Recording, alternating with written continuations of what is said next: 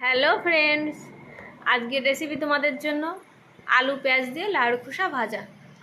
চলো দেখতে থাকো। প্রথমে আমি লাউয়ের খোসা আলু পেঁয়াজ ভালো করে ঝিরিঝিরি করে কেটে নেব। আলু পেঁয়াজ লাউয়ের খোসা আমি ছোট ছোট করে কেটে নিয়েছি। কড়াই তেল দিয়ে দিয়েছি, এবার দিয়ে দেবো তেলের মধ্যে জিরে। তেল আমি এখানে দিয়েছি সাদা তেল, গোটা জিরে। এবার দিয়ে দেবো পেঁয়াজ কুচি।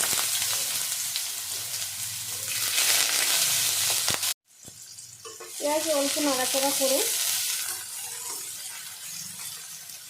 এর মধ্যে দিয়ে দেবো আমি আলু।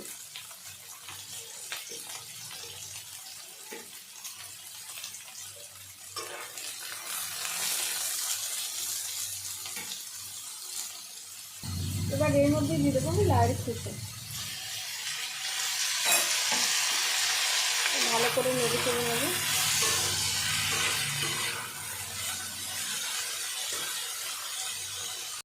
দিয়ে দেবো কাঁচা লঙ্কা, পরিমাণ মতো লবণ, দিয়ে দেবো হলুদ গুঁড়ো। এবার ভালো করে নেড়ে চেড়ে আমি ঢেকে দেবো।